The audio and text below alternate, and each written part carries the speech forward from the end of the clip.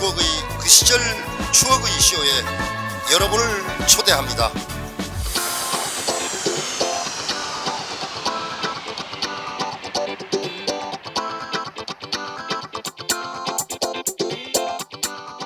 자, 이번 키워드는 교육감 선거와 교육자치제도.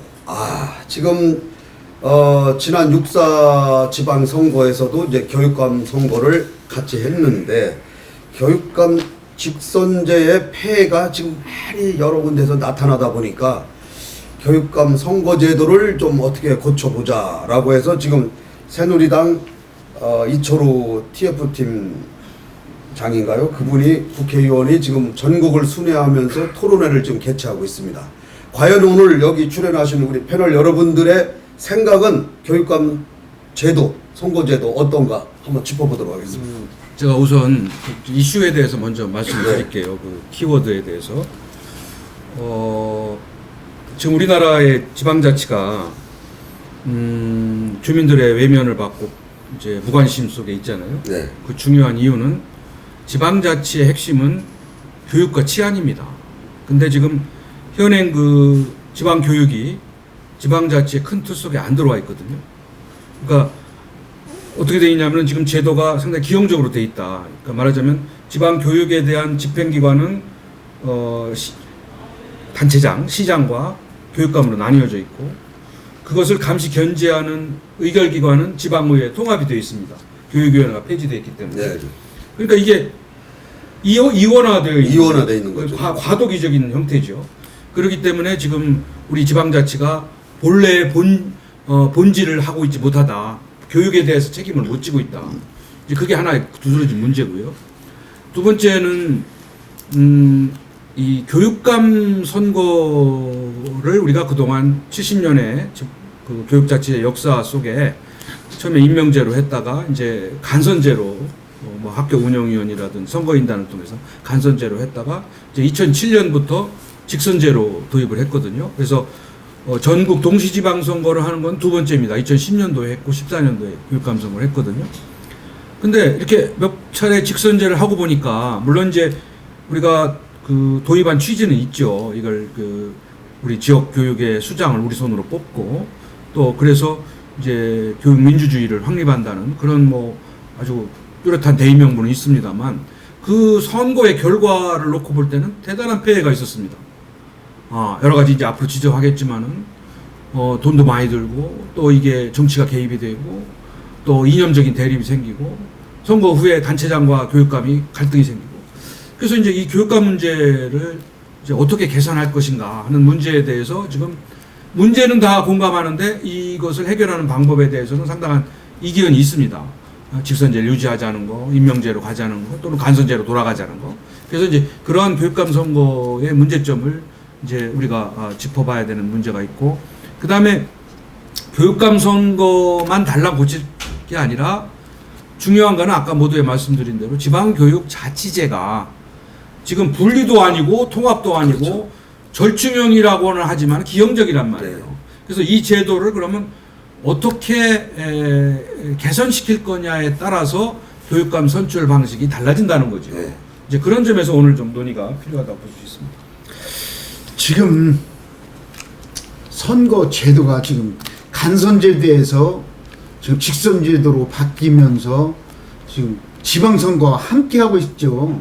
지금 지방선거와 함께 하는데 보통 주민들은 이것이 시장 선거, 구청장 선거, 구의원 선거, 시의원 선거, 또 당협 투표, 또 그 다음에 교육감 이래서 발표제로 이게 도저히 사람들이 알 수가 없고 주민들이 알 수가 없는 이런 상황까지 됐습니다. 지금 교육감 나오면 교육감이 누군가도 잘 모르고 있어요. 왜?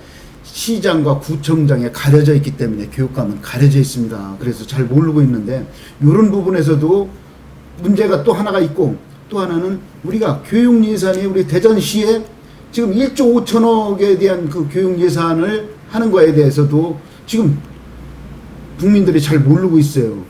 시민들이 잘 알 수 있는 방법이 또 어떤 거로 가야 될지 이런 문제가 지금 돼 있습니다. 이게 그런 것 같아요.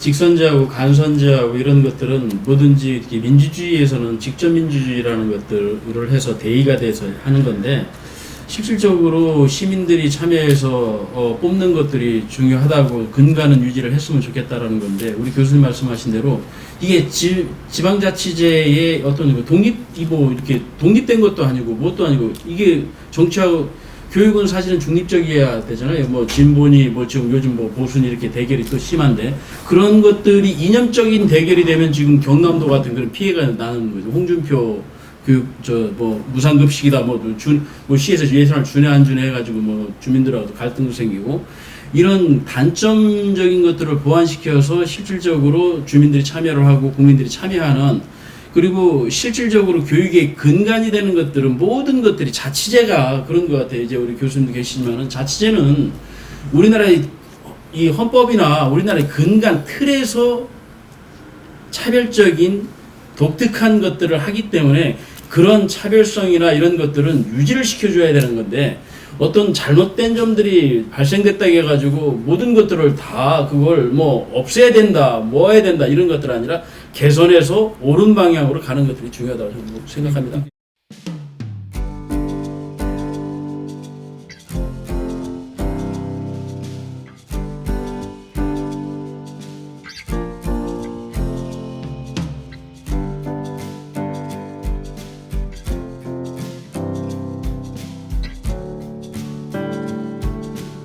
이게 이제 지금 말씀하신 대로 이제 우리 교육자치 제도가 이제 분리도 아니고 통합도 아니고 이제 어정쩡한 절충형을 취하고 있는데 이제 교육계에서는 기본적으로 분리 독립을 원합니다. 그러니까 말하자면 우리나라 헌법 31조 4항에 보면 교육의 정치적 중립성, 자주성, 전문성이 보장돼야 된다 이렇게 명시되어 있거든요. 근데 이제 교육계에서는 이거를 헌법 가치를 존중하기 위해서는 완전 분리 독립이 돼야 된다는 것이 이제 기본적인 입장이고요. 반면에 이제 행정학자나 외국의 사례를 보면 아니다. 이제 지방자치의 큰 틀 속에 교육자치가 들어와서 거기서 뭐 임명제를 하던 직선제를 하던 그렇게 이루어졌다. 그렇게 돼야 지방자치와 교육자치가 연계돼서 종합적인 교육 서비스를 제대로 받을 수 있다. 뿐만 아니라 지금의 교육 우리는 자치는 하고 있지만은 교육적인 기능과 권한은 전부 중앙에 집중되어 있습니다. 교육 분권이 안 돼 있죠. 정부는 지금 제가 판단길에 교육부는 현 제도를 좋아합니다. 왜? 계속 집권할 수 있으니까. 계속 장악을 할 수 있으니까. 근데 이게 만일 통합에 대해서 지방자치의 들 속에 들어가면은 교육 분권을 하지 않을 수가 없습니다. 지방이 커지기 때문에. 이제 이런 문제로 인해서 이제 통합이 돼야 된다는 주장이 팽팽하게 맞서 있는 거예요. 근데 이제 저희 입장에서는 그러면 외국의 사례를 중요한 건 아니다 하더라도 참고를 하면 어떻게 되어 있냐면은 그 집안 통합적으로 간다. 프랑스만 남겨놓고 교육자치 선진국들은 전부 다 일본, 독일, 영국 할 거 없이 다 통합적으로 하고 있습니다. 이제 그거를 교육계에서는 설명할 방법이 없는 거예요.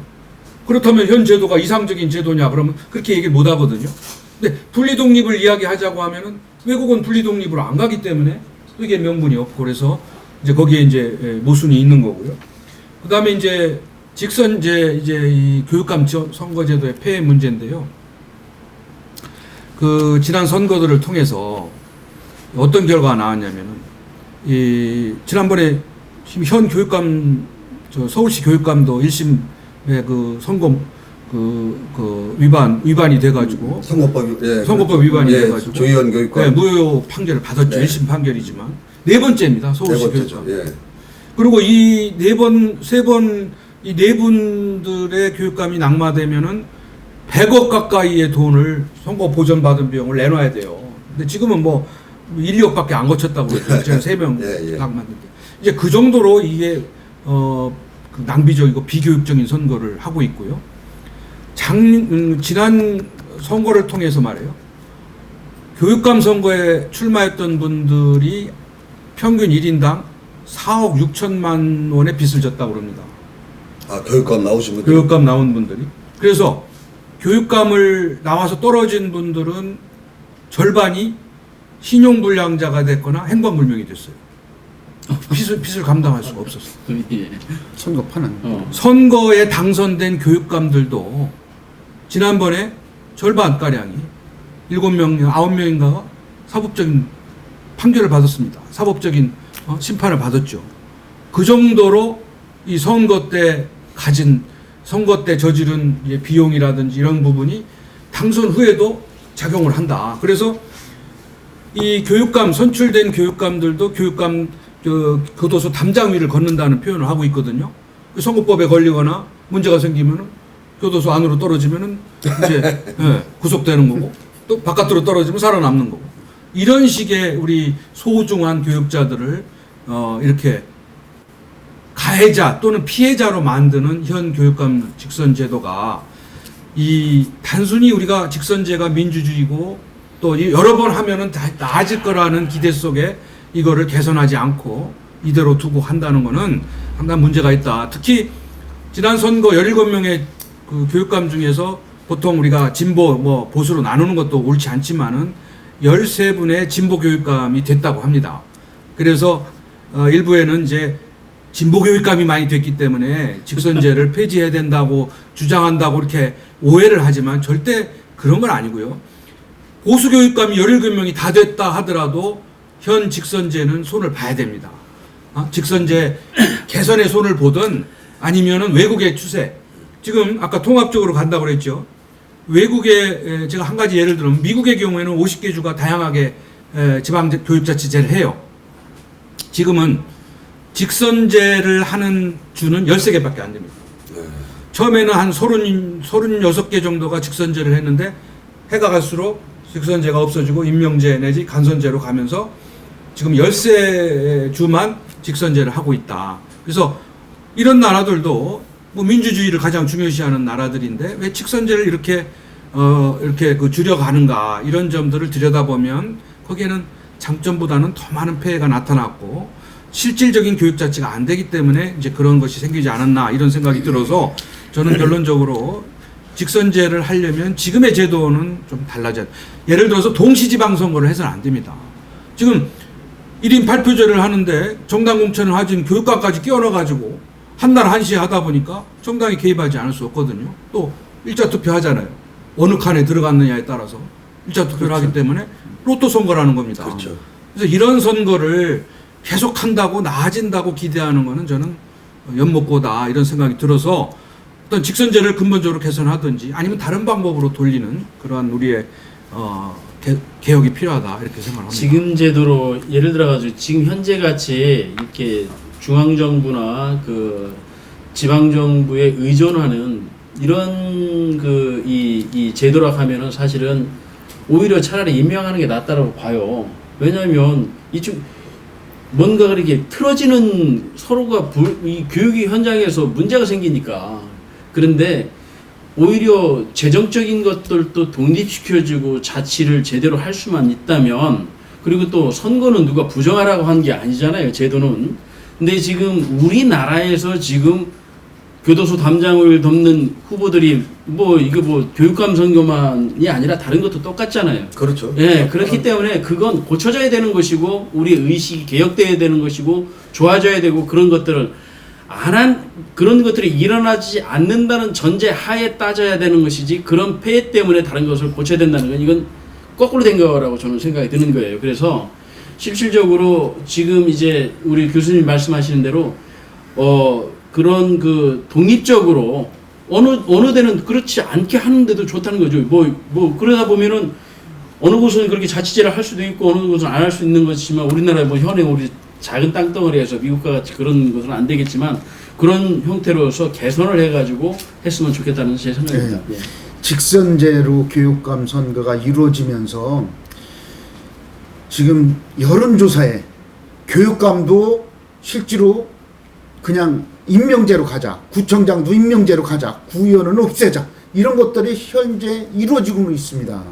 이런 것들이 국민들이 요구하는 것을 갖다가 한 번쯤은 언젠가는 정부에서도 요거를 감안을 해서 해야 될 거고, 지금 현재 직선제로 되고 나서 교육의원이 실제로 교육을 연구한 사람들이 교육위원이 아니고 그냥 일반 시의원들이 들어가서 교육위원을 지금 하고 있습니다. 교육위원에 들어가서. 그러다 보니까는 전문성이 떨어지는 사람들이 1조 5천억 대전시로 봐서는 1조 5천억에 대한 돈 쓰는 거에 대한 걸 상세하게 보질 못하고 또 앞에 나가야 되는 거를 예측을 못하는 이런 상황까지 벌어지고 있습니다. 지금 대전시 보면은. 그래서 그런 부분에서도 또 어떤 좋은 제도가 있으면 그런 것 쪽으로 가야지, 이 교육에 대한 거를 전혀 모르는 사람들이가 교육위원회에 들어가서 전체 하고 있는 거예요. 그래서 그런 부분도 어떤 게 좀 조정이 돼야 되지 않나 이런 생각을 가지고 있습니다. 이게 이제 그 교육감 직선제가 그 뭐라 그러죠? 교육의 중립성을 확보하기 위해서 이제 실시한 거 아닙니까? 따지고 보면은. 예, 근데 정치적 중립. 예, 정치적 중립 그런데 결과적으로 과도한 선거 비용 출마를 하다 보니까요. 과도한 선거 비용. 두 번째는 이념적인 대립. 그래서 교육 정책을 표류시키는 뭐 이런 그 학교 현장의 폐해가 심각하다는 그런 진단이 나왔기 때문에 이제 새누리당에서 이거를 선거 제도를 바꿔보려고 그러는데, 이 지금 현재 새정치민주연합에서는 교육에 대한 주민 참여와 결정이라는 그 교육 자체의 근간을 뭐 흔드는 무책임한 그 행위다. 뭐 또 이렇게 얘기해서 서로 다툼이 있는데, 사실 직선제를 웬만하면 지금 다 가는 추세에 직선제를 걷어들이자고 하는데, 그 걷어들이는 방법에 있어 가지고는 임명제, 간선제, 또 뭐 단체장하고 뭐 런닝메이트 지금 여러 가지 방안이 나오는데, 그 방법을 한번 논의를 해보죠, 교수님. 네. 어떤 방식으로 하는 게 우리가 예. 가장 좋은가? 이상적인 방법은 없더라고요. 네, 그렇게. 왜냐하면은 이제 러닝메이트제가 네. 사실은 현 직선제 폐해보다는 나을 수 있습니다. 이제 같이 이제 러닝메이트로 나오면 서로 이제 연계 협력을 잘 할 수가 있고. 근데 이제 러닝메이트를 하는데 한쪽은 정당 공천을 받고 한쪽은 정당 공천을 안 받은 상황에서 러닝메이트제가 이게 오히려 위헌 가능성이 있다, 이제 이런 문제 제기도 있고, 또 한쪽이 이제 뭐 여러 가지 이유로 인해서 이제 낙마 내지는 이제 사퇴를 하는 경우에는 그럼 재선거를 어떻게 할 거냐, 이런 문제가 그런 문제는 있네요. 네, 발생이 돼서 쉽지 않다, 이제 이런 얘기를 하는 경우가 있고, 이제 간선제로 돌아가는 게 또 이상적이긴 합니다. 왜냐하면 지금은 이제 교육에 관심이 없거나 모르는 사람들까지도 투표를 이제 하거나 또는 뭐 참여를 안 하지 않습니까? 그러니까 제대로 된 그 교육의 수장을 못 뽑아낸다. 그러니까 교육에 관심 있는 가족들, 관심 있는 유권자들이 선거를 해야 된다.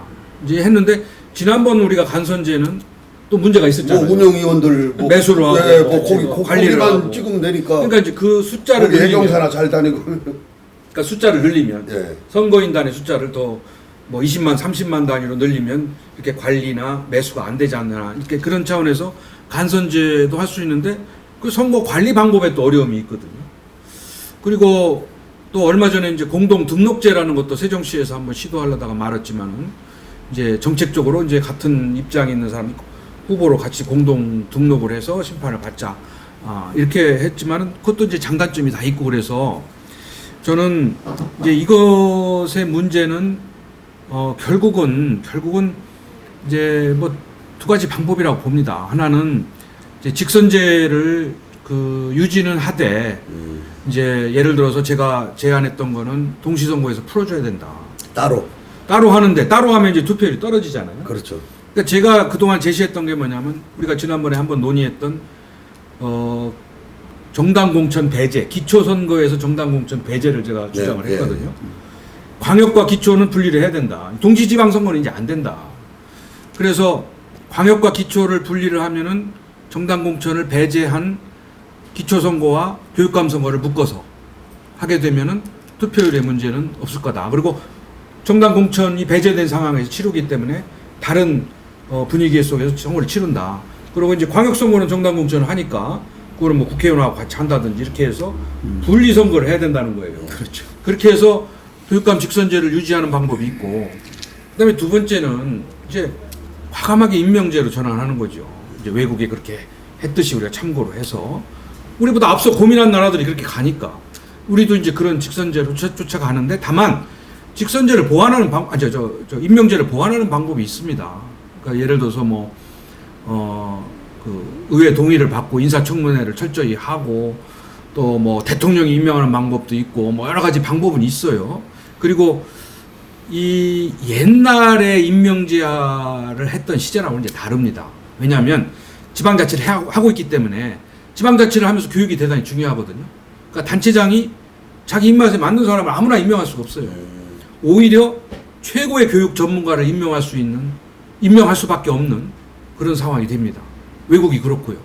그러니까 저는 임명제도 한번 과감하게 이렇게 전환할 필요가 있다는 생각도 듭니다. 임명을 하든 뭐 직선을 하든 지방에 맡기자 그러는데 그거는 우리나라 교육의 전반적인 현실과 상황에 비추어 볼 때는 조금 혼란스럽지 않겠나 이제 그런 생각이 듭니다. 그래서 이게 이제 저는 그렇게 생각이 드는 거예요.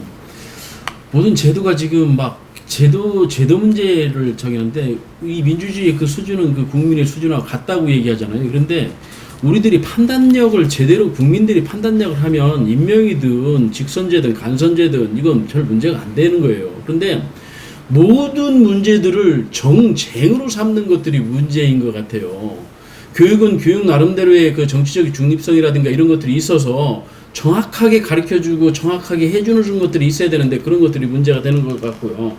그래서 이제 그 지금 우리 육 교수님 말씀대로 실제는 책임성을 좀 담보하려고 하면 임명제로 하는 것들이 임명한 사람들이나 그 임명을 당한 사람들이 정확한 책임이 있는 거, 잘잘못이 있는 건데 지금은 뭐 잘했든 못했든 뭐 어느 정당이 그렇죠. 뭐 책임질 수 있는 데도 없고 심판할 수 있으려면 또 다른 그 어떤 뭐 그냥 개인 후보들에 대해서 하는 것인데 명확하지는 않거든요. 그렇기 때문에 좀 명확성을 좀 기해줬으면 좋겠지만 실질적으로 이 근본적인 문제들, 의식의 문제, 제도의 문제보다는 의식의 문제, 교육 자체가 그런 것들을 담보하지 못하고 정쟁에 스스로들이 끌려가는 것들이었기 때문에 문제가 되는 거라 해서 저는 직선제를 유지하되 그런 그 독립성을 그 재정적인 거나 이런 것들을 해놓고 그거에 대한 책임성을 묻는 것들이 중요하다고 저는 봅니다.